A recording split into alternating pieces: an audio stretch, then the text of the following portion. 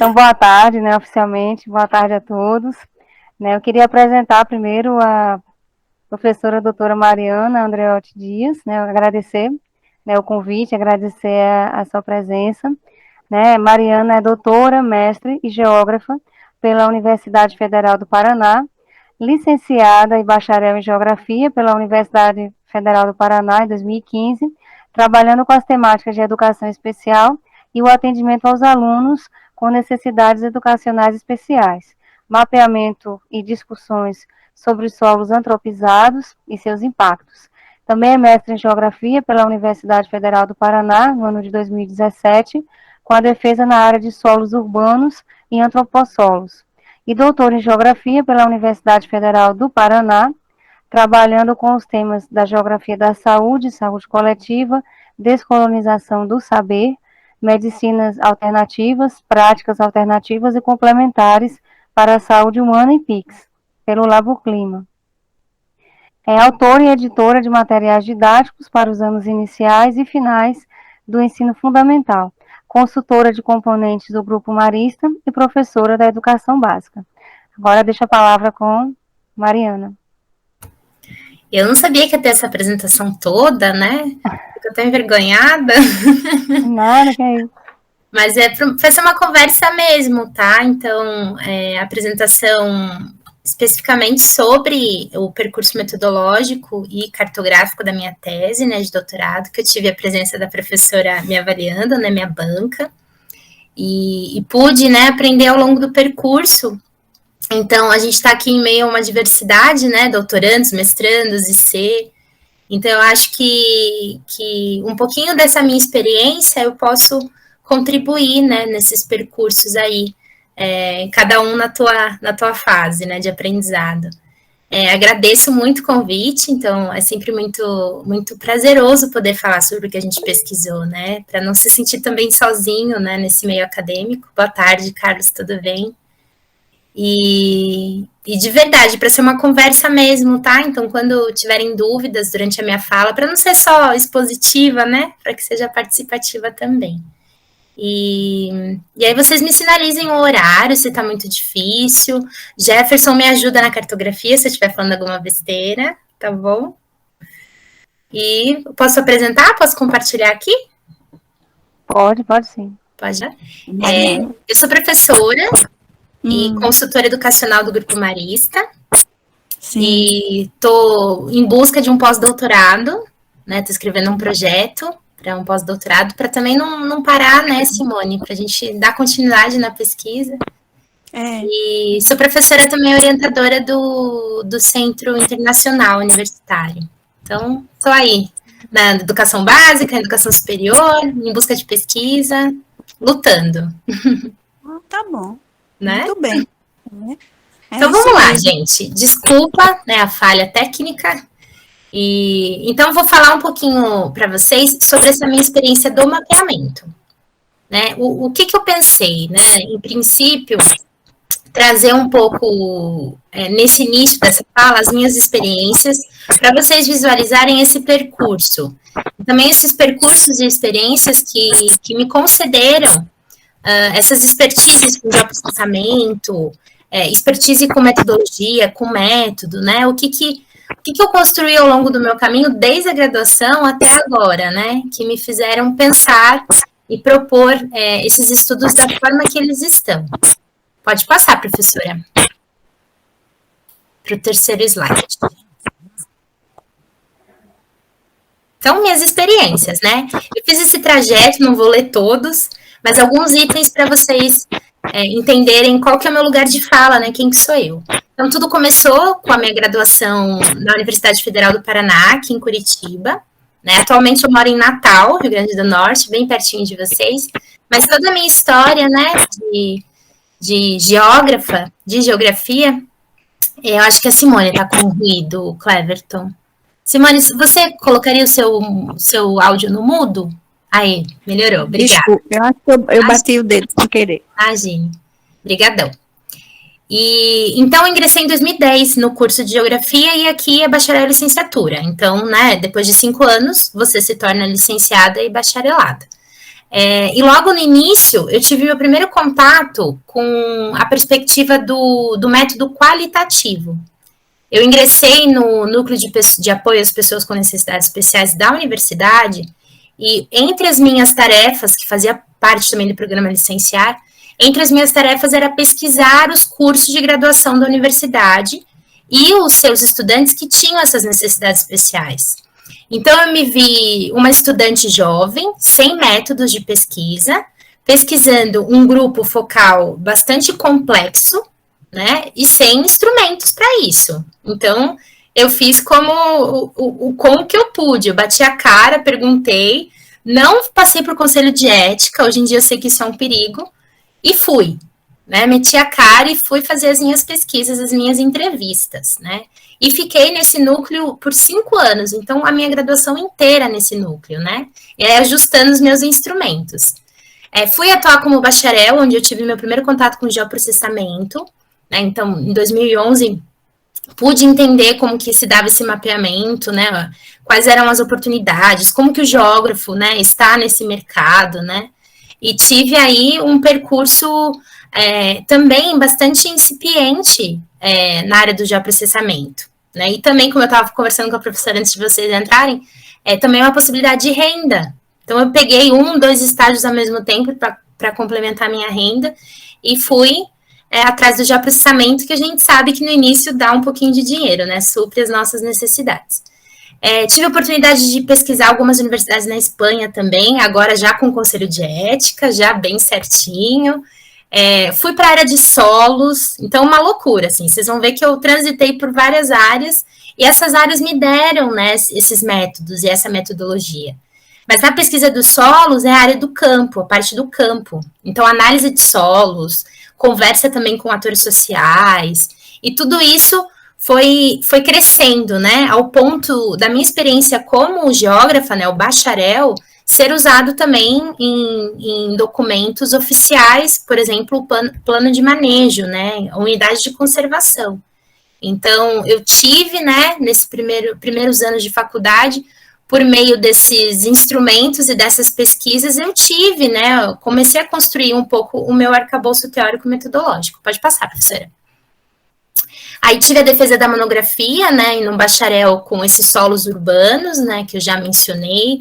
Então, cada polígono colorido é uma forma, é um método específico que não existia na época, né, eu tive que desenvolver junto com o pessoal da Embrapa e com o meu orientador. Então, metodologia, o tempo todo a metodologia me acompanhou, né, a minha ideia em mostrar esse percurso é para mostrar para vocês que, por mais que você queira fugir da metodologia, não tem como, você vai precisar. E nós, como geógrafos, precisamos dos dois, da análise quantitativa e da análise qualitativa. A questão é você perceber em que momento essas duas abordagens vão te ajudar, né? São muito necessárias.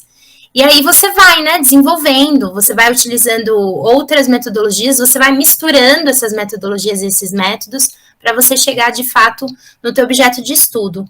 E que nessa nossa conversa vai ser a minha tese, né, e aí eu ingressei em 2017 com essa perspectiva da geografia da saúde, né, esse cuidado, essa arte de cuidar da saúde, que a gente está falando das alternatividades, né, essa medicina mais tradicional e complementar. Pode passar, professora.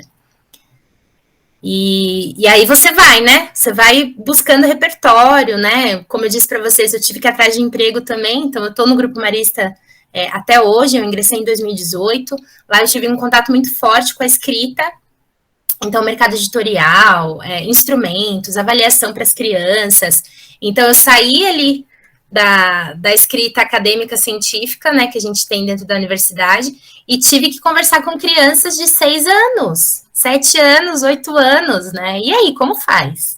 O que é método? Não existe método, não existe metodologia, né? Que vai te dar é a prática. Você tem que ler material didático, você tem que conversar e descer essa sua experiência para o intelecto, né? E a compreensão deles, essa aprendizagem deles. E fiz isso por meio dessas metodologias e desse caminhar, né, da minha experiência. Aqui eu trago a foto do Simpósio Nacional de Geografia da Saúde, onde eu conheci a professora Priscila. Meu primeiro trabalho apresentado nessa área, né, ela era coordenadora do GT. E aqui, né, uma foto bastante significativa para mim, porque essa pessoa que está do lado, o segundo senhorzinho, da esquerda para a direita. É seu Josué, ele é um raizeiro da Chapada dos Veadeiros, ali em Goiás, e a gente trouxe ele para falar numa mesa sobre alternatividades.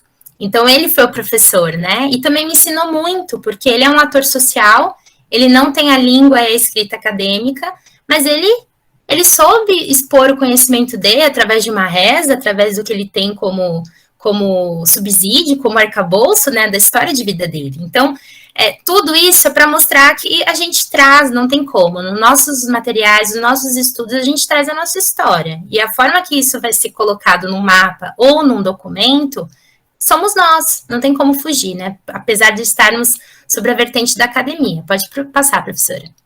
E o último, né, penúltimo, desculpem, também essa interlocução, a escrita acadêmica com conhecimento científico, pode passar. E, de fato, o último, né?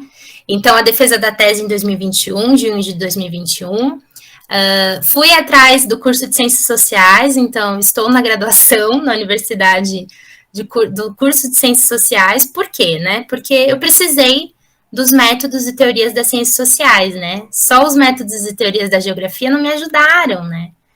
Ou eu não fui atrás, ou eu não tive uma orientação, não sei.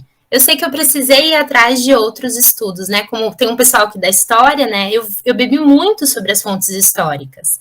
Só que a gente precisa também ter, durante o nosso percurso metodológico, ter consciência e se autoanalisar. Falar, olha, será que eu preciso ir atrás de um outro conhecimento?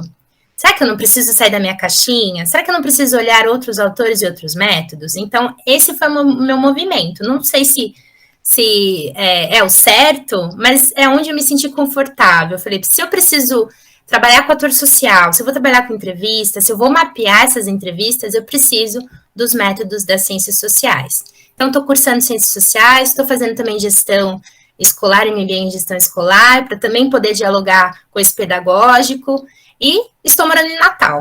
Então, esse foi o meu percurso, para vocês entenderem um pouco quem que eu sou, né, e o que eu pesquiso. Pode passar, professora. E aí, de fato, entramos no nosso tema, né, nossa metodologia, as nossas experiências.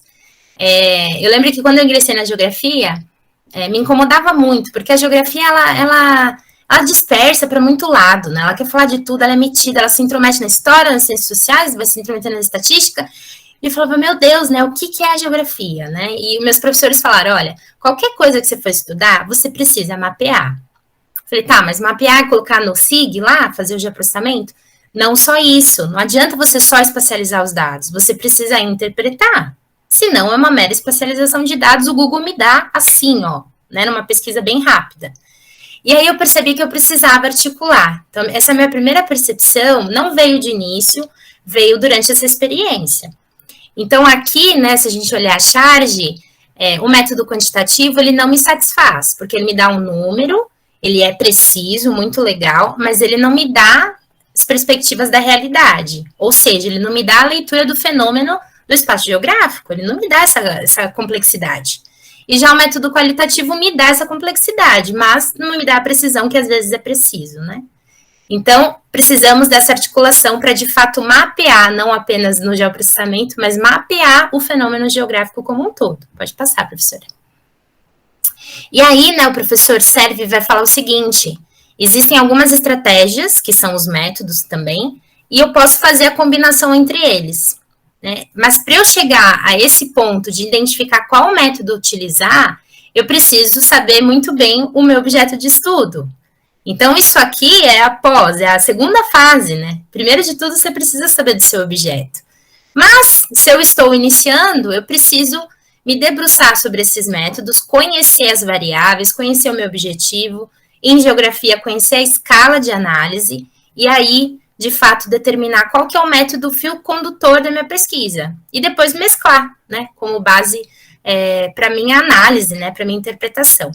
Então, o professor Serve vai falar que, primeiro de tudo, a ética, né, a acurácia. A gente precisa se despir das nossas experiências, entre aspas, né, se despir um pouco, mas a pesquisa vai depender das nossas vontades. E, às vezes, a nossa vontade, você está lá pesquisando, está mapeando, e você fala, nossa, eu quero mostrar esse dado, eu quero mostrar isso. E, na verdade, não é isso. Na verdade, o universo, o espaço de análise está te mostrando outras variáveis que você está ignorando pela sua vontade de mostrar apenas uma. Então, é um trabalho de autorreflexão o tempo todo, é contínuo, né? E aí, dependendo do teu universo, da tua estratégia, da tua escala, você vai chegar no teu objeto de estudo e possibilitar que ele se apresente da forma como ele é, não da forma que você quer. Pode passar, professora. Pode passar também, esse daí eu já falei um pouco. E aí o professor Servi também vai falar sobre as 3 formas principais de coletar informações, né? E eu tô falando tudo isso porque tudo isso eu usei na minha experiência. E para vocês entenderem esse caminho, né, eu queria que vocês percorressem esse percurso árduo que eu tive para vocês entenderem, né? Então, por meio do professor Servi, ele vai falar assim, olha, você pode coletar informações observando um comportamento, é muito legal porque você extrai, né, a tua hipótese da realidade, mas você não tem, né, um ponto fraco, você não tem, às vezes, tempo para acompanhar essa realidade. Então, você tirou uma fotografia daquele momento, e quando você retorna para aquele momento, ele já mudou totalmente. Então, você precisa dispor de tempo também para isso. Ele também vai falar que é possível experimentos, né? Criar situações artificiais. Isso a gente vê muito em estudos de laboratório, pesquisa quantitativa com experimento. E o outro que eu usei extremamente, tanto no meu mestrado, quanto na minha monografia de bacharel, quanto na minha tese, o questionário. Pode passar, professora.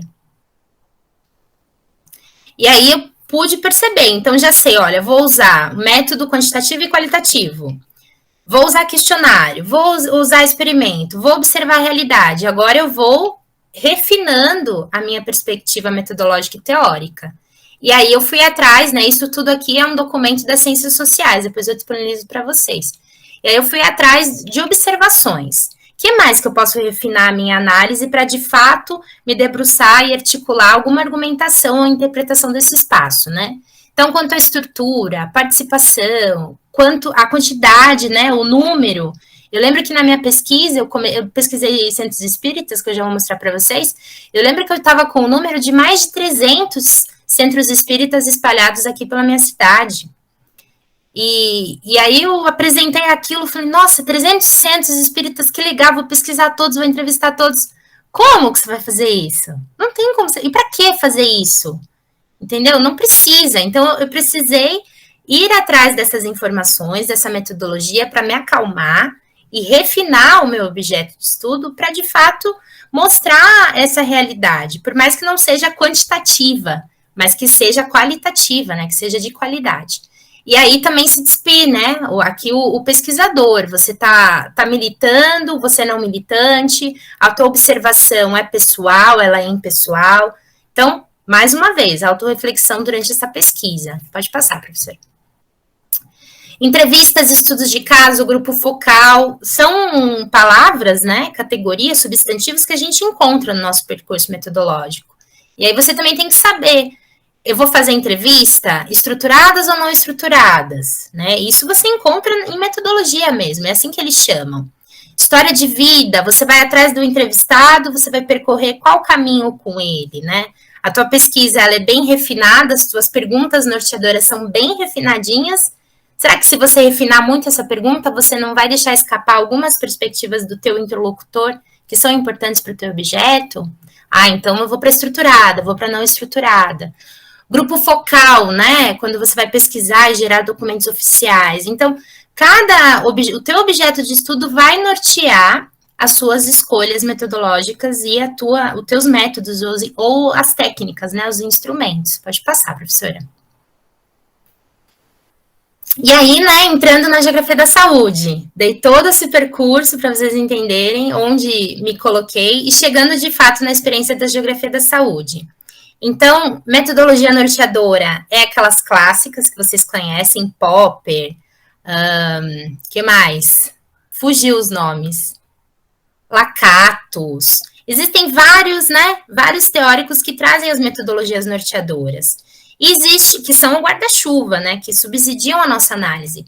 E existem os métodos, que a gente não sabe se são adequados. A gente começa com métodos bem redondinhos, mas no percurso, esses métodos, exigem modificações. No meu caso, entrevistas, inventário, observação, eu usei de tudo, né? E, obviamente, trabalhando no gabinete. Então, eu ia para campo, por meio das entrevistas, do inventário e da observação, chegava no gabinete e precisava depurar essas informações. Pode passar, professora. Aqui está a estrutura, né, o guarda-chuva da minha tese. Então, eu identifiquei um problema, uma conjuntura, consequências, tentativa de falseamento. Aqui foi muito difícil, porque eu tive que despir de quem eu era, para observar a realidade, e depois coloquei isso em análise. Será que é verdade a minha hipótese ou não? Né? Então, esse aqui é o percurso metodológico clássico do Karl Popper, né? O método hipotético dedutivo. Pode passar, professora. Métodos adequados, né? Entre aspas. Então, o meu objetivo, gente, era reconhecer os processos do espaço geográfico, principalmente as imbricações, né? Quando que um fenômeno se sobrepõe sobre o outro, existem várias variáveis e eu preciso entender esse fluxo, né? Essas dinâmicas.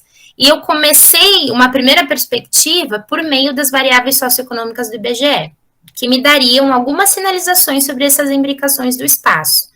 Escolhi população total, cor, renda, escolaridade. De início, né? São as variáveis de base.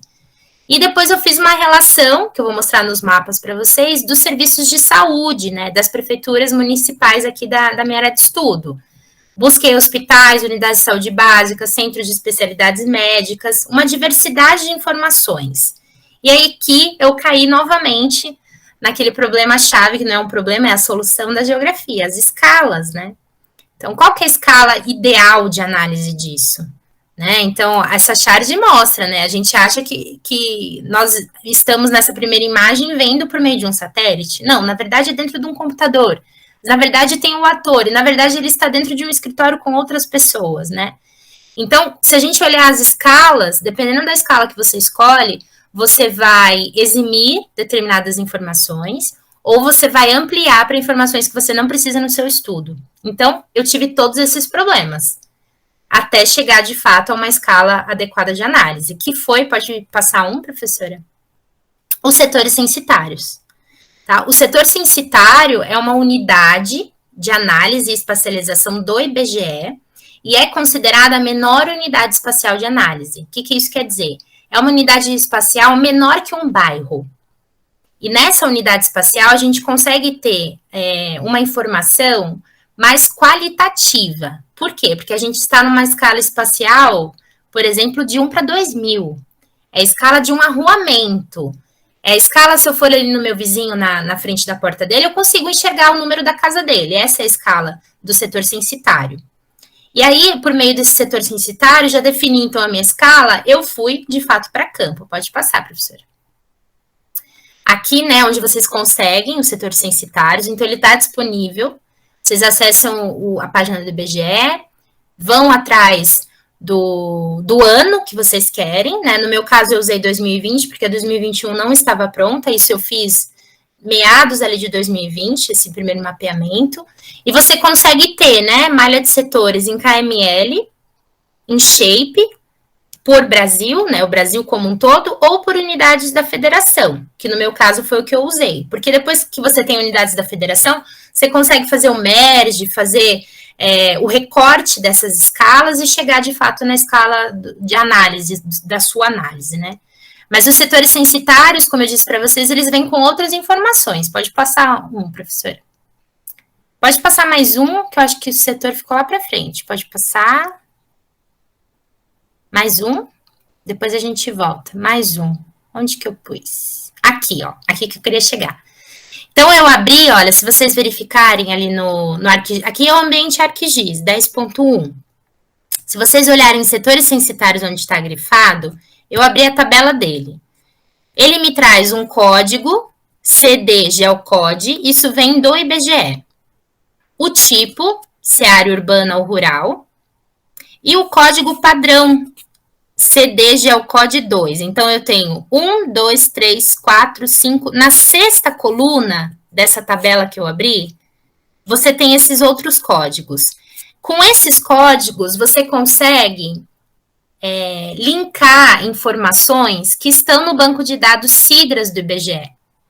Por exemplo, Dentro desse meu shape de setores censitários, eu tenho o recorte dele, eu tenho os limites do setor censitário. Mas eu quero fazer um link com raça ou religião da população que mora nesse setor censitário. Você vai fazer esse link por meio desse código. É como se fosse o endereço dos dados dentro do ambiente do IBGE, dentro do Sidra. E aí, né, por meio desse código, você faz o link e consegue espacializar essas informações.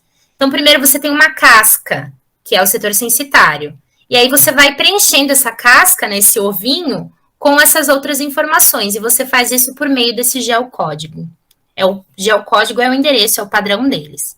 Tá confuso até aqui? Vocês estão entendendo? Qualquer coisa eu volto. Jefferson, tô falando besteira? Tá dando para entender. Não então se tá bom.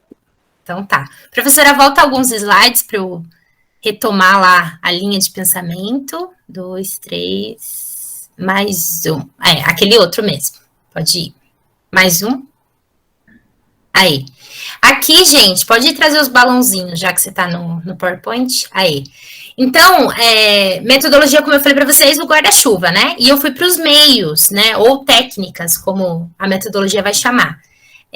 Exploratório e descritivo. O que seria o exploratório? Essa primeira exploração do meu universo. Identificar a escala, identificar quais variáveis cumpre, né, a minha hipótese ou sugerem algumas nuances, algumas perspectivas. O descritivo é por meio desse geral você depura e aí vai analisar, vai dependendo do teu objeto. Aqui eu, no caso, centros espíritas, mas poderiam ser instrumentos, equipamentos urbanos, né, áreas verdes, hospitais, né. Então eu trouxe uma escala maior e fui refinando ela. E a partir dessa escala eu vou saber quais são os shapes, as informações que eu preciso. E a nossa análise, né, tá ali dentro de dados primários e secundários, que é de fato a dimensão espacial. Pode passar, professora.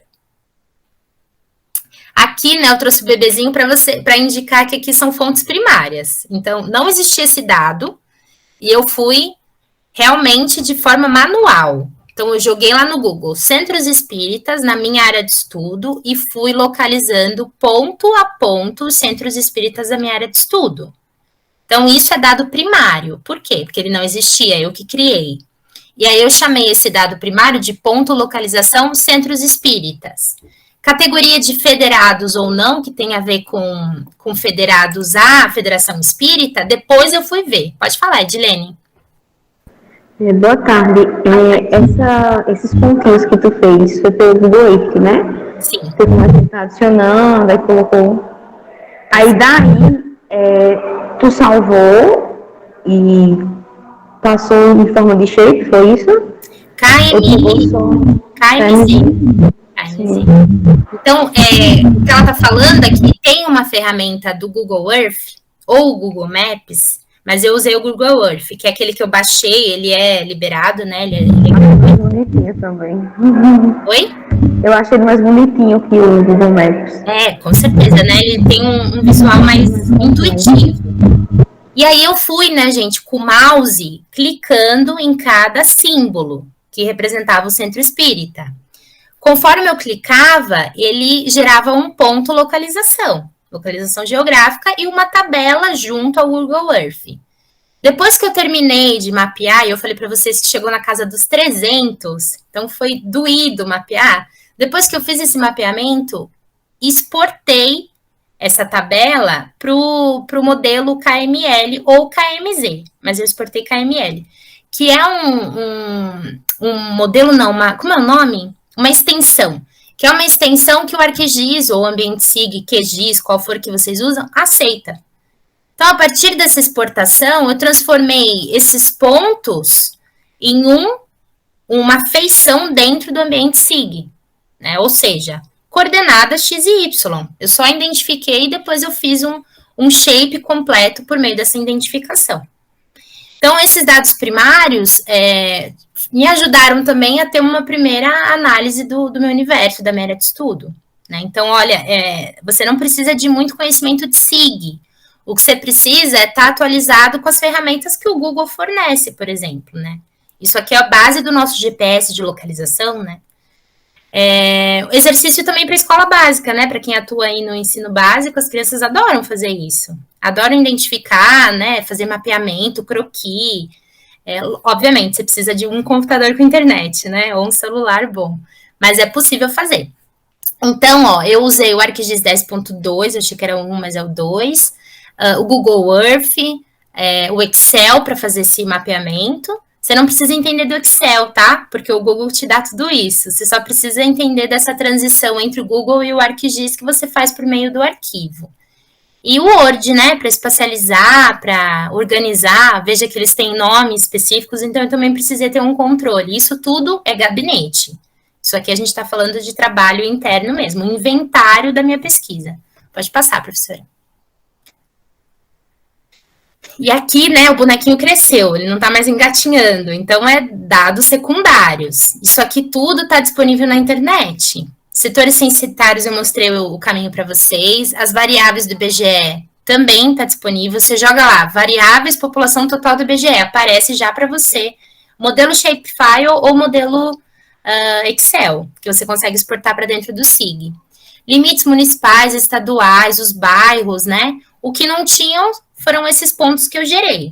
E depois eu falei para vocês que eu qualifiquei entre federados e não federados, e isso também foi um dado primário, porque quem era federado à Federação Espírita do Paraná ou à Federação Espírita Brasileira, tinha dentro da sua caixinha, da sua categoria, a federação, o símbolo da federação. Então, conforme eu ia clicando para fazer o meu shape, eu já fui selecionando, olha, não federado, federado, não federado, federado. E depois disso, no SIG, você só faz a classificação e consegue, né? Então, o que o professor Sérgio vai falar? A gente precisa medir, analisar e interpretar desde o início, não é lá no final, quando o teu mapa já está bonito e pronto. Você precisa fazer isso conforme você vai gerando os seus instrumentos, as suas análises. Pode passar, professora. Então, esse aqui eu já mostrei, né, o setor censitário. Pode passar também. Aqui eu dei um zoom. Então, eu falei para vocês que o setor censitário ele é menor que um bairro. O limite do bairro é esse azul, esses quadrados azuis. E os setores censitários são esses quadradinhos menores em cinza. Né? Quais informações que a tabela do IBGE já me dá pronta? Ela me dá a área do setor censitário, se esse setor está em área urbana ou rural, qual que é o bairro, né, principal que aloca esses setores censitários, nem sempre o bairro vai estar, mas em área urbana, constituída, né, há muitos anos já, você vai ter essa informação. Então, aqui no caso, é o bairro Uberaba, que é aqui de Curitiba. O município, a microrregião, se faz parte da região metropolitana ou não, e a coordenada.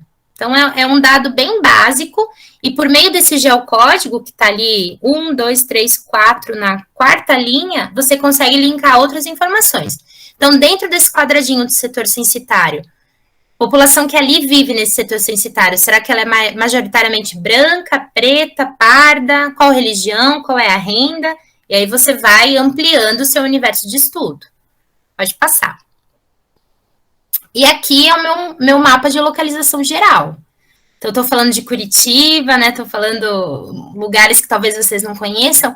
Curitiba, capital do Paraná, e a sua região metropolitana, os municípios que fazem parte da grande região, ou como a gente chama, aglomerado urbano da região metropolitana. Então, esse foi o meu universo geral, a minha casca de pesquisa. E aí eu fui colocando informações dentro desse universo, da minha área de estudo. O que estava fora da minha área de estudo, eu não ignorei. Não quer dizer que eu tenha contemplado, mas eu não ignorei, porque isso também é uma projeção de futuras pesquisas, você precisa também do que está extra, né, fenômeno da tua área de estudo. Pode passar. Aqui os centros espíritas que eu falei para vocês que eu mapeei, né, então, apareci com o universo de 300, eu falei, poxa, não preciso desses 300. Então, vou classificá-los como federados e não federados, e o que não é, eu deixo ali no cantinho. Pode ser que lá na frente eu utilize, mas aqui para o meu mapeamento, para o meu questionário, para a minha observação mais presente, mais próxima, eu vou utilizar esses aqui. Ao todo, se não me engano, foram 75, acho que foram 75 ou 54, esses dois números. Como eu já disse, foi em junho, já esqueci. Então, esses foram os mapas que eu fiz na unha ali, que eu fiz dedo a dedo, federados e não federados, eu separei por cor, e por meio, né, dos setores censitários, que é essa base que vai me dar outras informações, que vai me possibilitar outros mapeamentos, que eu vou mostrar a seguir. Pode passar, professora. Aqui um zoom, né, nessa área de estudo, porque eu analisei também o centro, pesquisei esses aqui que eu enunciei na tabela, né, então 5 centros específicos me chamaram a atenção por essa proximidade no centro urbano de Curitiba. Pode passar. E aqui, essas outras informações que eu falei para vocês que eu fui linkando. Então, eu quis primeiro entender a população total da minha área de estudo. E aí, aqui a gente está trabalhando não mais com pontos, que é esse ponto de identificação de centros espíritas. A gente está trabalhando com a área, o polígono, dentro do ambiente SIG. E aí eu tenho, né, de 0 a 3.588 pessoas morando por setor censitário. E aí eu consigo, né, dependendo da minha escala de análise, dar um zoom ou não, verificar qual que é a possibilidade. Eu pude ver, né, que na minha área de estudo como um todo, 82,3% da população era formada por pessoas brancas, né. E a gente sabe, isso vai envolver diversas temáticas, né, dependendo também do teu objeto. Pode passar, professora. Pode passar, era o que eu falei da área, né? E aqui dentro do SIG, como que é isso, né? Então, eu tô trabalhando com polígono, então eu vou ter, acho que tem mais um que vai chegar ao símbolo onde eu quero frisar, pode dar mais um enter aí. Ó, então eu tô trabalhando com polígono e essa aqui é a minha classificação. Eu poderia classificar numa margem maior, então, por exemplo, eu coloquei de 0 a 15, 15 a 25, 25 a 34, eu poderia trabalhar com uma margem maior. Mas se eu trabalhasse com essa margem maior, a minha supervisão, a minha classe, ela ia ser muito mais detalhada. Será que isso era bom para o meu objeto de estudo? Então, olha a escala novamente, né? Não que me impeça de mudar, eu posso mudar, mas será que na minha visualização do mapa, a minha cartografia temática, será que ela está mais adequada com essa classificação que eu escolhi ou com outra? Lembrando que essas escolhas têm que ser, todas as escolhas têm que ser colocadas na tese, na dissertação, na monografia. Você precisa justificar o porquê você escolheu isso.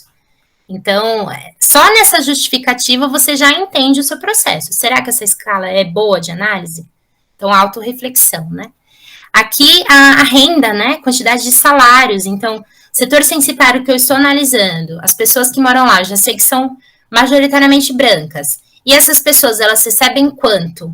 Né? Quais são os setores censitários que recebem menos salário? Será que ali eu não tenho uma vulnerabilidade social? Será que ali eu não tenho uma vulnerabilidade ambiental também? Então, você vê, né, através do mapeamento, uma série de possibilidades e análises para interpretação. Pode passar, professora. Aqui um foco maior, né? Então, como ele ficou pronto, esses círculos negros eu já trouxe também para dentro da tese como uma primeira análise. Por quê? Porque você também tem que saber quem é seu público, né? Pode ser que na tua banca não estejam só geógrafos. E você precisa também direcionar o olhar deles para o que você visualizou no teu mapa. Então, a minha estratégia foi trazer esses círculos e explicar o que era. Né, periferia sociológica, por exemplo, eu trouxe na minha tese o que era periferia sociológica. Por quê? Porque eu usei esse conceito para justificar essa espacialização, o que eu vi como geógrafa na minha formação, que eu queria que eles também visualizassem. Pode passar. Aqui um zoom, né, também na área central, como eu fiz para a população, eu também fiz para os salários mínimos, para mostrar que o centro urbano de uma capital, ele é higienizado, ou seja, vai ter a população com maior poder aquisitivo, vai ser a população majoritariamente branca, e aí você traz uma série de análises, né? Mas a cartografia me possibilitou dar esse zoom e mostrar, olha, aqui eu encontrei determinada situação, veja pela cartografia e veja se você concorda com o que eu encontrei. Pode passar. Aqui a gente está falando de população não alfabetizada, então usando a variável socioeconômica do IBGE, escolaridade, todas essas variáveis eu consegui trazer para o mapeamento por meio daquele código, por meio do link. Pode passar, professora. Aqui, amarelos, indígenas, vai ter também a população preta, a população branca, os pardos. E mais uma vez, né, olha o mapeamento ajudando nessa identificação. Então, não é apenas o geoprocessamento, não é apenas a espacialização, mas a análise, o que me diz essa espacialização? E aí você faz, né, o vai e vem. Será que essa escala ainda está me ajudando? Será que eu preciso mudar? Mas a partir do momento que você decidiu uma escala, você tem que fazer um mapeamento para todos. Senão você vai esconder dados, você vai mostrar outros dados. Você precisa ter essa acurácia também nesse momento. Pode passar. Aqui eu misturei tudo. Peguei todas as variáveis, então peguei os centros espíritas, peguei a população preta, peguei também áreas, né, de aglomerados subnormais, ou seja, as comunidades, né, as favelas, popularmente chamadas, e pus em análise. Então, informações que eu, como pesquisadora, julguei ser importante e julguei fazer parte também da minha análise socioespacial, né? Eu queria entender essa condição socioeconômica da população que lá vivia e queria entender o papel dos centros espíritas nessa configuração. Pode passar, professora. Aqui com a população de pardos, né? Então, também, essa espacialização também me trouxe determinadas situações para a população parda. Pode passar. E aqui, chegando, de fato, nos equipamentos da saúde, né? Que também me sugeriram outras concepções. Aqui eu optei por tirar todas aquelas outras informações, né? Renda, analfabetismo, cor, para visualizar de uma forma um pouco mais limpa esse cenário dos equipamentos de saúde, né? Então, aqui eu classifiquei as clínicas espiritualistas, que eu também fiz no dedo, assim como centros espíritas. Também joguei no Google, fui gerando os pontos e depois gerei um shapefile. Hospitais e centros de especialidades, isso a gente também tem disponível, já vou mostrar para vocês onde que está o endereço eletrônico. Unidades básicas de saúde, CAPs, UPAs, né? E tudo isso também sobre o pano de fundo dos setores censitários, né? Porque depois eu dou um foco, eu amplio a minha escala para analisar esse setor censitário como um todo. Pode passar, professora. Aqui é o foco, né? Então, eu selecionei um centro espírita, que é esse que está com o linkzinho verde. Centro espírita localizado numa área nobre da cidade de Curitiba. E fui ampliando a escala. Então, eu quis saber como era a configuração da população total, nesse setor censitário em que o centro espírita estava. Então, eu pude ver que a maioria da população que lá residia é a população branca. Ok. Fui ver também a condição de escolaridade dessa população. Nesse setor censitário, que é esse primeiro quadradinho embaixo do maior, né, o quadradinho branco, nesse setor censitário, quase ninguém é analfabeto, né, ou não tem escolaridade, a escolaridade lá é alta, é isso que eu identifiquei.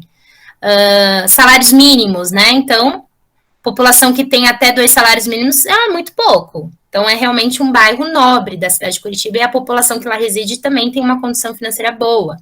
População preta, quase ninguém. População preta que eu identifiquei apenas no entorno, por quê? Porque existe uma comunidade carente ali próximo, né? E população branca é o setor censitário inteiro como um todo e também os setores censitários vizinhos. Pode passar, professora. E aí os métodos, né? Então, tive esse primeiro mapeamento, encontrei algumas hipóteses, algumas soluções e vou, de fato, agora para a escala da pessoa, né? Para o pessoal, para o convívio mais próximo. E aí fui atrás também de outras metodologias, como eu já falei para vocês, das ciências sociais, mas também autores como Foucault, que traz para a gente a ideia da análise do discurso, do contexto, do conteúdo. Fui atrás de possibilidades para o Conselho de Ética, percebi que eu não precisava utilizar o Conselho de Ética nessa análise, porque eu não ia trazer o indivíduo, a fala do indivíduo explícita, né, ou de forma integral, como ele me passou. Eu ia apenas analisar o discurso dele. Então, isso eu percebi que dentro da minha universidade, pelas minhas considerações, o Conselho de Ética, eu não ia precisar desse aval. Mas eu precisei seguir um rigor teórico-metodológico para isso, né? Atuar a ética de pesquisador. Então, propus 3 perguntas-chave para identificar as minhas hipóteses, e essas 3 perguntas-chave são poucas, são, mas é como eu disse para vocês, 3 perguntas-chave para eu não precisar... para eu não correr o risco de não ofertar para o interlocutor, né, para o meu pesquisado, a possibilidade de fala. Então, para ele se sentir livre, para ele me expressar as suas opiniões e as suas considerações. Por isso, apenas 3 perguntas-chave que são disparadoras, para começar o assunto. Quando você vai conversar com alguém, você já tem alguns assuntos, né? Quando você conversa com o Uber, por exemplo, sobre o clima ou o tempo, né? Aqui, no caso, é a mesma coisa. Então, 3 perguntas que começa o discurso, né? Que faz o interlocutor ou o entrevistado se sentir à vontade para expressar as opiniões, né? Análise do contexto, então, essa dinâmica da cartografia que eu mostrei para vocês, e também a fala dessas pessoas, né? Transcrição de falas, análise do sujeito, espaço, relação. Aqui você vai usar toda a tua história para poder identificar essas nuances e também se autoanalisar, para ver se você não está usando da tua experiência de forma demasiada. Pode passar, professora. Aqui, né, eu precisei fazer, então, um termo de consentimento. Por mais que eu não passei pelo Conselho de Ética, você precisa escrever um documento assim, entregar uma via para a pessoa que você está indo conversar, para o teu entrevistado. Nas ciências sociais, eles chamam de interlocutor, não é entrevistado. Então, para essa outra pessoa, né, a pessoa que te oferta os seus conhecimentos, você precisa entregar esse documento, para ela ver que é uma pesquisa séria, que é um documento que, por mais que não esteja amparado no Conselho de Ética, é um documento que ela pode, a qualquer momento, se ela se sentiu, né, violada por você de alguma forma, é um documento que dá uma garantia para essa pessoa. Pode passar. E aqui um documento que também fez eu ir atrás de outras concepções, outras análises. Aqui é um instrumento que o próprio Centro Espírita, a própria Federação Espírita utiliza. Então, quando eu vi que já existia esse documento, esse questionário rodando por entre os centros espíritas, eu peguei esse documento para mim, fiz parte também, constituiu como uma parte do método da minha tese, né? E então eu fiz uso de algo que já existia. O que isso me sugere? Sugere um conforto para os meus interlocutores, porque eles já estão acostumados com isso. E no contexto da pandemia, que eu não pude pesquisar, bater na porta de cada centro espírita, eu mandei esse próprio documento via e-mail para os centros espíritas que eu queria pesquisar. E eles me retornaram de uma forma muito tranquila, porque já era um instrumento que eles estavam acostumados a responder. Então, foram 3 documentos que eu mandei.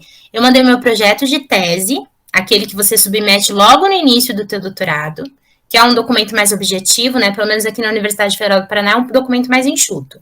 Mandei esse documento para eles conhecerem a pesquisa, mandei esse instrumento, esse formulário de informações que é deles, e mandei também aquele termo de consentimento. Por meio desses 3 documentos, eu tive as respostas todas por e-mail e consegui, né, nesse momento da pandemia, fazer isso. Pode passar, professora.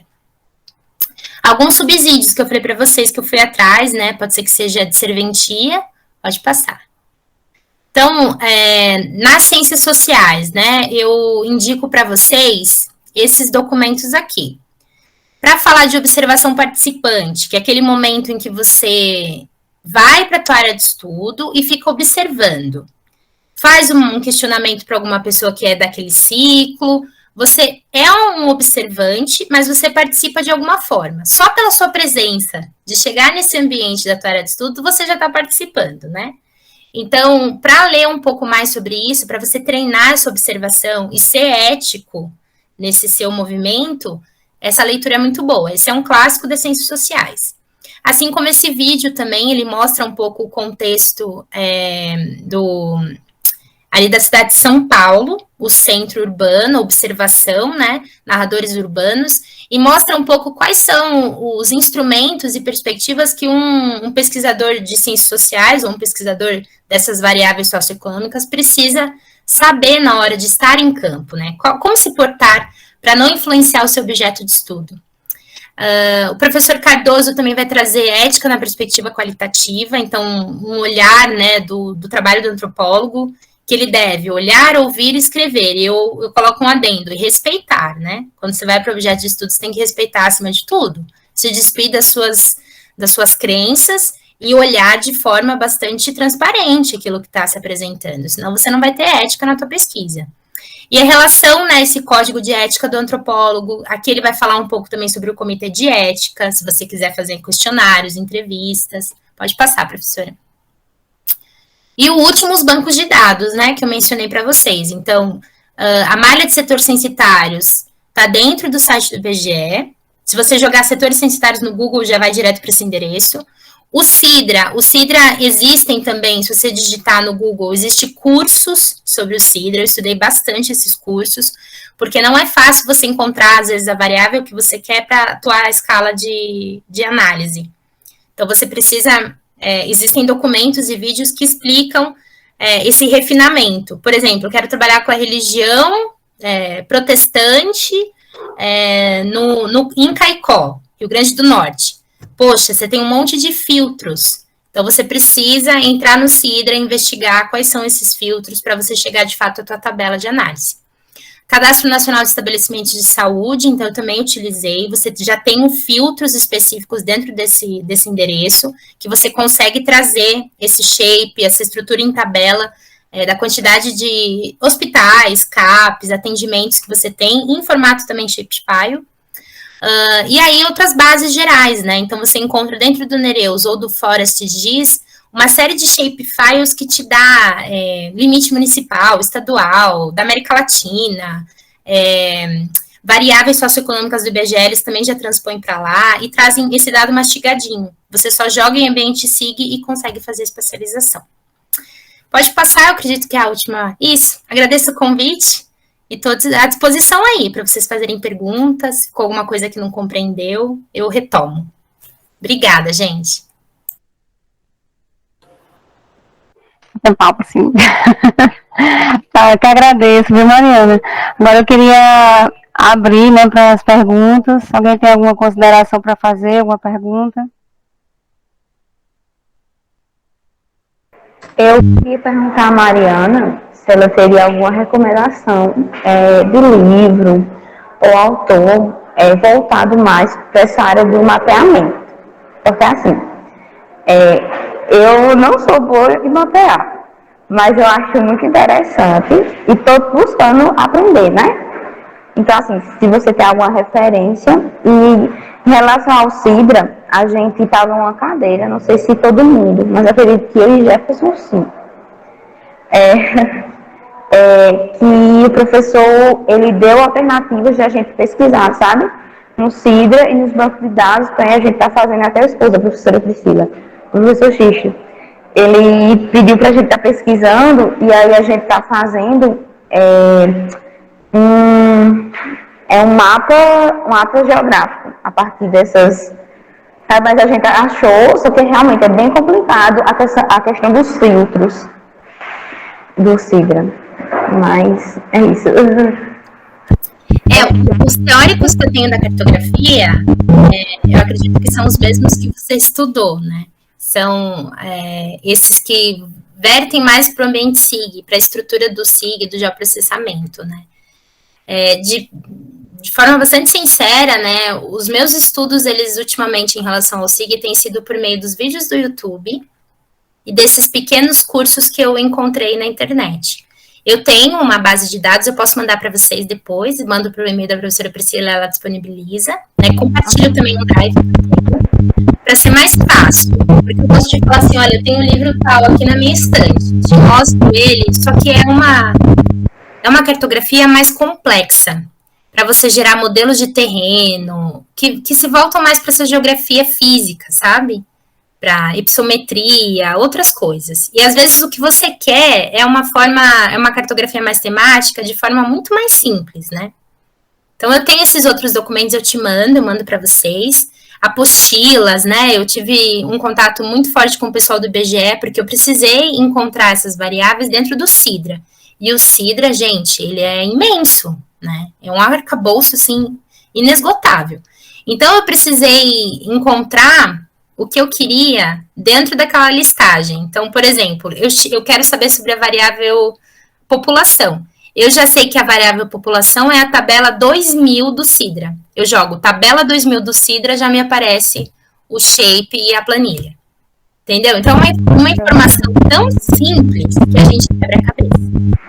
Então, eu vou te mandar tudo isso, eu vou te mandar esse glossário de tabelas, que aí você só clica na tabela que você quer e você já tem o dado. Muito obrigada. Porque volta e meia a gente sempre vai ter ali, né? Tendo como base para estudar, é muito bom. Eu tenho Eu tenho uma pergunta para Mariana, que é bem assim, objetiva. O que foi que te levou, que te moveu a estudar essa questão? Qual foi o incômodo intelectual que você teve que te deu esse desejo de pesquisar? Que sua pesquisa é maravilhosa, é linda. Você está de Obrigada. parabéns. Obrigada. Simone, foi o incômodo de não dar voz a atores sociais, né? Então, eu comecei a estudar geografia da saúde, comecei a estudar epidemiologia, os clássicos, fiz aquele estado da arte todo, né? E não encontrei atores sociais, eu não encontrei a perspectiva dessa outra, essa arte de curar, né, da geografia alternativa, né?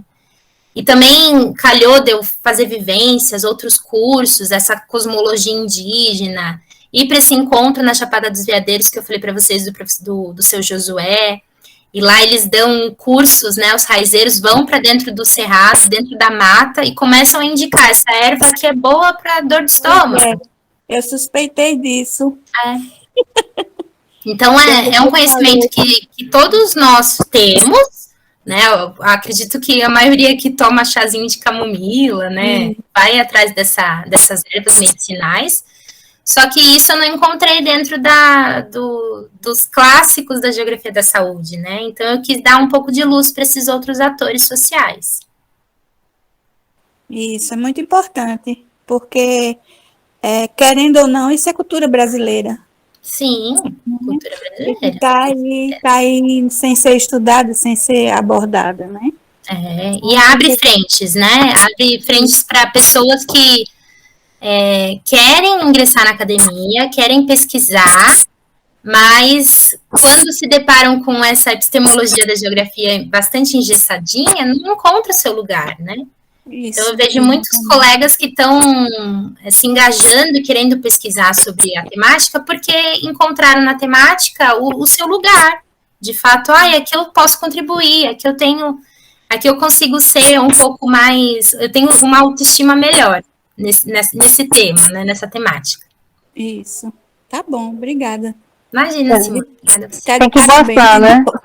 Tem que gostar do que está fazendo, realmente. É importante. Isso. Tem mais alguma pergunta, Jefferson? Eu quero... Eita, o Jefferson levantou. Jefferson, eu vou pedir a vez. Porque daqui a pouco eu vou precisar sair. Mariana, quero te parabenizar. Foi uma ótima apresentação. Uma maravilhosa temática. Os pontos abordados eu gostei demais, porque tem muita coisa que eu estou usando, né, na minha tese. A resposta que você deu também, acho que foi para a Edilene, muito boa mesmo, porque a gente, desde a graduação, a gente fica naquela preocupação de livro, né? E às vezes, para você ter um entendimento de todo um assunto, se você vai estudar pelo livro, às vezes você precisa ler todo o conteúdo do livro, né? E quando você vai para uma apostila, para um vídeo, né, no YouTube, hoje a gente tem muitas opções, aí você consegue focar mais naquilo que você necessita, né? E você consegue aprender de modo mais rápido. Isso não significa que a gente não vai descartar os livros, né? Sim. Mas a plataforma do Cida, por exemplo, eu ainda estou utilizando, já utilizei muitos dados e estou utilizando e concordo com você, é muito difícil encontrar os dados. Você parece que você entra no labirinto, para você sair é muito difícil. Então, você desfoca, né, Juliette? Você tá encontrando um dado, de repente você encontra outra variável, você fala, nossa, eu quero usar isso. E quando você vai ver... Exatamente, e aí para você focar, né, e isso foi uma das suas falas durante sua apresentação, né?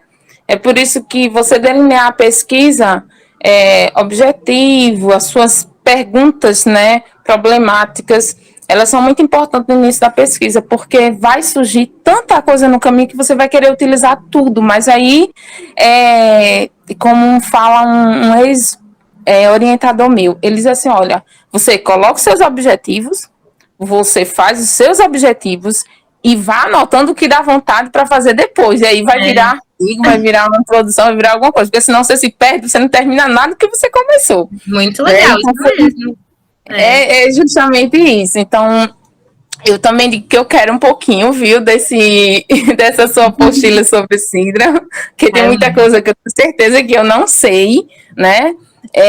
Eu também trabalho com muito mapeamento, eu precisei fazer uma delimitação de setor mesmo, de bairro, em Campina Grande, fui para essa área de saúde, então eu compartilho com você a sua fala de que é muito difícil conseguir alguns dados, né? Então é preciso, às vezes, a gente corre para um lado, corre para o outro, às vezes usa mais de um, menos do outro, né? Às vezes cria mesmo, vai em busca do dado bruto, mas a ciência é isso, né? É a gente ir buscando o que vai conseguindo, e aqui no Brasil, você, digamos que conseguir alguns dados é mais difícil, né? Eu, por exemplo, na área da saúde, eu tive muita dificuldade. E olha que eu sou da meteorologia, né? Mas eu quis ir para essa área. É muito difícil. Mas eu acho importante esse momento, né? Porque aqui a gente vai trocar. Eu vou mandar um banco de dados que eu tenho, vocês podem me mandar coisas também que eu precise. A gente vai se articulando, né, Juliette? Isso. Então, eu gostei muito da sua apresentação, muito rica mesmo, assim. Você abordou, como você disse, você foi andando pela geografia, né? E você conseguiu mostrar para a gente o quanto de coisa que você abordou e a bagagem que você já tem, né? Então, meus parabéns, fiquei muito feliz de ver essa apresentação. E se eu sair antes é porque eu precisei mesmo, viu? Fique tranquila, Um abraço, obrigada, tá, Juliette? Um abraço e boa sorte. Professora Priscila. Obrigada. Jefferson?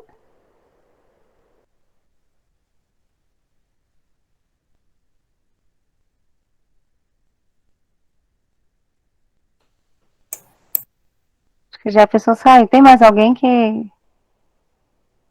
fazer alguma pergunta? Eita. Então pode escrever, Jefferson. Quer escrever, não? Eu vou ter que... Tá, então enquanto o Jefferson está se organizando, eu vou fazer algumas perguntas, tá, Mariana? Tá bom, professora. Eu fiquei assim, quando eu li sua tese, né, eu li uma parte de tudo isso que você apresentou, né, eu achei ótimo, assim, ter visto, é como se a gente estivesse colocando making off, né, da tese. Esses momentos eu acho muito interessante em relação a isso. Agora eu queria te perguntar, com relação, você utilizou na tese, né, eu já utilizei o método hipotético dedutivo, mas eu já tive, assim, problemas, né, de poder apresentar o trabalho e ter problemas na hora de apresentar, das pessoas não, digamos assim, não aceitarem muito bem o método. Inclusive, hoje a gente estava falando isso na orientação, né, sobre essa questão. Eu queria saber como é que vocês trabalham na UFPR, né, no Laboclima, como é que vocês estão trabalhando esse método e qual é a aceitação dele na academia, né? Porque assim, o Laboclima é um pouco mais geografia física do que humana, né? Ainda que ele trabalhe as duas coisas, mas ele é um pouco mais voltado para a física, como a gente trabalha mais a humana, né? Então, na geografia humana, a gente nem pode falar muito em método hipotético dedutivo. Aí eu queria saber como é que funciona, certo? Essa é uma pergunta. Aí a outra pergunta é com relação ao comitê de ética, porque assim, eu faço parte do comitê de ética e a sua pesquisa, se fosse antes da pesquisa, né, e baseado no entendimento que tem aqui no comitê de ética, seria que, tipo, a sua pesquisa teria que ter, sim, um CAI, né, porque você está lidando com seres humanos, eles não têm esse entendimento como você colocou. Aí eu queria saber se é um entendimento do comitê de ética local ou que argumento vocês utilizaram para conseguir convencer o comitê de ética, né? Como é que foi essa situação? E as outras depois eu pergunto, né? Depois pelo zap mesmo, que são mais particulares. Tá. Bom, o hipotético dedutivo começa assim, né? No Laboclima, ele é realmente mais voltado para a geografia física, né? Para quem não conhece, e principalmente a climatologia. Só que dentro do Laboclima, o professor Francisco, que foi o meu orientador, ele tinha um desejo muito grande de falar e estudar sobre essa geografia da saúde alternativa. Então, eu cheguei, né, com essa bagagem de solos, que eu falei para vocês, com essa bagagem de necessidades especiais, pesquisa com ator social, e apresentei isso para ele. Falei, olha, eu cheguei com essa bagagem. O meu método, que eu acredito que minha pesquisa se encaixa, é o hipotético dedutivo. E aí, como que a gente faz, né? Porque nas conversas de laboratório, as orientações coletivas do laboratório, ninguém usava, como você falou, né? E ali eu tive um aval para usar, mas eu tive que justificar os meus métodos, né? E aí entrei com Foucault. Então, primeiro eu cheguei com o hipotético dedutivo. Aí depois eu fui pedindo mais uma possibilidade. Falei, ó, aqui tá Foucault, vamos entrar com Foucault também, né? Que justifica. E aí fui articulando. Mas não foi bem visto, professora, não é utilizado hipotético dedutivo, mas foi a metodologia que me deu subsídios para desenhar, de fato, os meus instrumentos. Porque, como eu disse, eu usei muitas áreas do conhecimento, que não só a geografia da saúde, não só a geografia, a epistemologia da geografia, e essa diversidade de autores e metodologias conseguiam ser contempladas pelo guarda-chuva do hipotético dedutivo. Sobre o comitê de ética, né?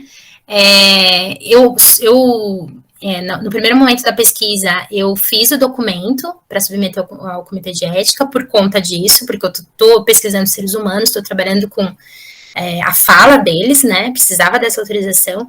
E o comitê de ética me eximiu disso, porque eu tinha aquelas 3 perguntas norteadoras. Então, eu não perguntei especificamente sobre a identidade da pessoa. Eu não pedi foto, eu não fui com uma carga horária, uma grade horária, né, como normalmente os pesquisadores de ciências sociais vão. Por exemplo, vou segunda, terça e quarta lá, do horário a tal horário, ficar com essa pessoa, acompanhar essa pessoa. Não. Eu fui, então, antes da pandemia, eu fui 1 ou 2 vezes em cada centro, e depois com a pandemia, o meu contato todo foi por e-mail. Então, o comitê de ética falou, olha, não precisa se você fizer um termo de consentimento. Então, eu fiz aquele termo de consentimento e foi suficiente para o comitê. Agora, eu não sei se te dizer se isso é específico da UFPR, pelo que você está me falando, né? Então, eu não sabia disso, né? Certamente viu? Porque até a pesquisa de extensão, se a pessoa tiver, digamos assim, eu estou querendo depois publicar essa pesquisa de extensão, né? Que não é pesquisa, né? Que seria, no caso, um projeto de extensão. Sim. Mas aí, às vezes, a gente coleta alguma informação, ou o resultado daquelas conversas, né? Pode gerar uma publicação. Então, o Comitê de Ética local, ele já entende que você tem que passar pelo Comitê de Ética, tem que ter TCLE e etc e tal, né? É por isso que eu te perguntei. Entendi. É porque tem um entendimento nacional e tem um entendimento local. Também existe isso. Entendi. Mas foi bom. Foi um processo muito burocrático, sabe? Tanto que quando eles me falaram, você não precisa, eu falei, nossa, né? E também não questionei. Até ficou assustada. Fiquei, porque eu achei que eu ia... Tanto que eu submeti o processo 2 anos antes, porque demora. Demora. Eles precisam estudar. E quando eles falaram, não segue a vida, então tá bom, tá aqui a aprovação de que eu posso seguir minha vida, né? Entendi. Obrigada, viu? Obrigada. Priscila, sobre essa questão desses comitês de ética, isso é uma coisa recente na academia? Olha, foi aprovado desde 1996, mas ele começou a se popularizar, pelo menos na área das humanidades, a partir da década de 2000. Ah, tá. Entendeu? Tá, Jóia. Tá. Não sei. Na saúde é bem comitê. Na saúde basta você respirar, né, Carlos?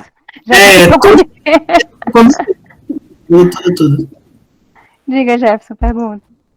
Agora tá dando para escutar? Tá. Sim. Uhum. Então, primeiramente, eu queria parabenizar a Mariana, porque foi muito bom. Eu acompanho já há um tempo aí, desde a primeira iniciação científica, eu já acompanho os trabalhos lá de vocês que estão lá no Paraná. Acompanho demais, principalmente o professor Francisco Mendonça. E eu queria parabenizar especialmente esse teu trabalho, porque ele é muito claro. Edilene, que estava aqui, ela pode confirmar comigo também, os colegas aqui, porque você foi muito claro, muito objetivo, muito direta.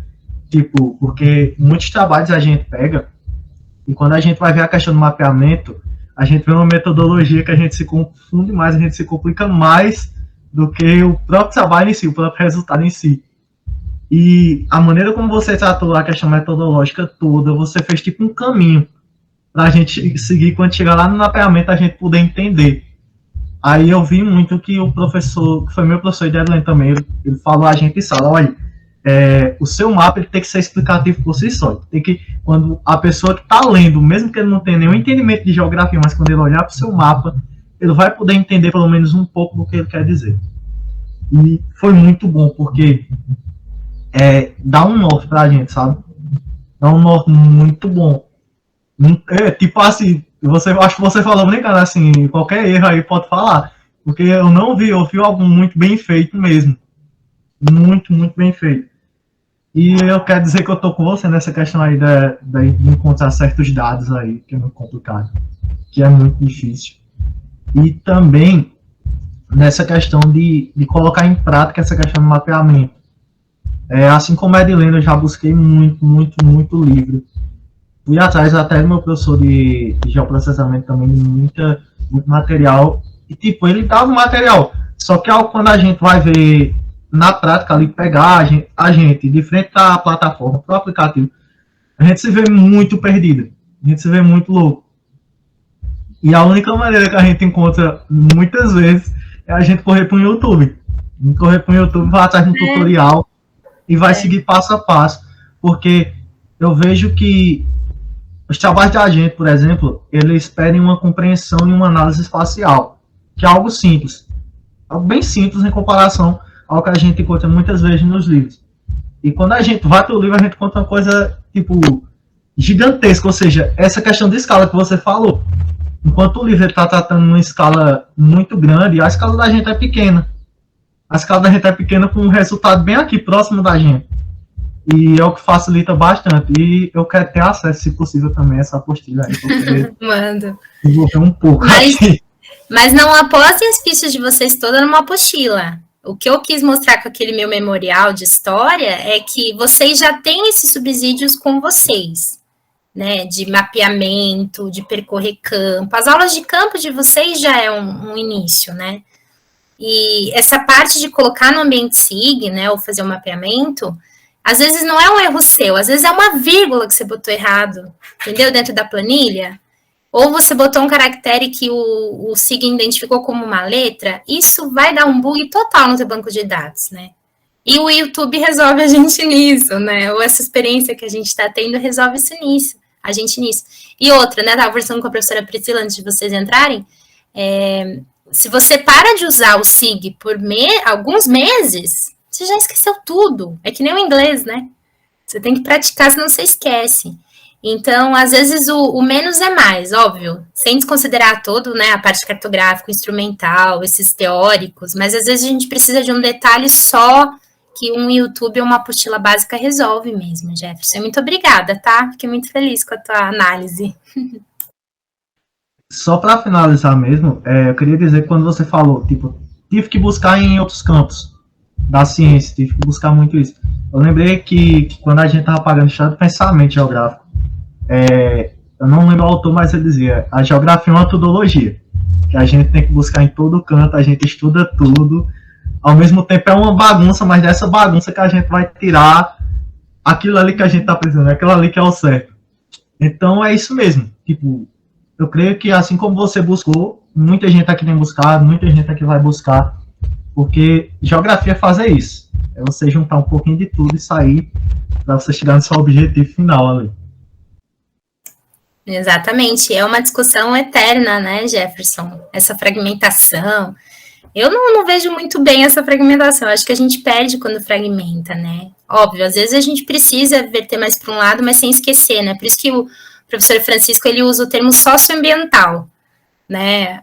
Mas a geografia, ela já indica que ela é sócio e ela é ambiental. Não, mas às vezes a gente precisa dizer, né, mais uma vez, de uma forma redundante, para que as pessoas entendam que não dá para fazer por um olhar só, né? Então, botar para articular é muito desafiador. Então, nós somos poucos nesse universo de geógrafos que quer articular o tempo todo. E é bastante trabalhoso, né? Justamente por ele fazer essas ênfases, né? Só que os textos dele ajudam muito, viu? Muitos estudantes. Eu já leio há muito tempo, né? Desde a minha graduação que eu tenho lido, né, os textos dele e ajudou a esclarecer muitas coisas nessa metodologia, né, que o Jefferson falou. ajuda a esclarecer determinados pontos que às vezes ficam soltos, né, nas falas e tal, e ele coloca. E uma coisa que é interessante, né, que tipo, tem pessoas aqui de várias, né, profissões aqui, né, que estão participando, é essa questão da gente ter que procurar de fato outras áreas, às vezes, para poder suprir. Eu tive que procurar na área da educação e administração, além da saúde, para poder fazer uma tese de geografia. Né? Então, tipo, a gente precisa realmente trabalhar com outras áreas, não dá para a gente ficar só na nossa caixinha. E olha que a nossa caixinha não é pequena, né? Porque geografia não é pouca coisa. Mas a gente precisa. Tem mais alguém que queira perguntar? Tá lá. Obrigada, Carla. Gente, então eu quero me colocar super à disposição. Falei já para a professora que eu estou muito feliz, eu me mudei para Natal, então eu estou bem pertinho de vocês. Quiserem me convidar para conversar, né, para mostrar essas apostilas aí, eu estou super afim de encontrar com vocês e de fato, né, ofertar esse conhecimento que eu tenho e também aprender muito com vocês. Essa realidade que vocês vivem é muito nova para mim, então eu preciso de colegas que me direcionem aí para essa região, tá bom? Ah, seja bem-vinda, viu, ao Nordeste. Muito Obrigada. gostoso de viver aqui. Ah, já estou amando. Então, gente, eu quero agradecer tanto a presença da Mariana, né, como agradecer também a presença de vocês, né, foi muito rica essa palestra, né, que é uma conversa, palestra, né, a gente está aqui trocando, né, e com certeza que ajuda muito, né, às vezes é uma dúvida pequena que a pessoa tem que passa meses, né, atrapalhando de fazer uma pesquisa, e uma palestra dessa destrava, né, uma pesquisa faz com que a gente resolva muitos problemas. Pois tá, gente, então, bom final de tarde, né? É verdade. Desculpa aí a demora na apresentação, tá? E obrigada mais uma vez, pessoal. Tá, até mais. Foi bom demais. Eu vou ver como é que Tchau, pessoal. A senhora tentou sair da escola, chegar em casa e ainda estava na reunião. Olha só. Obrigada, gente. Um beijo.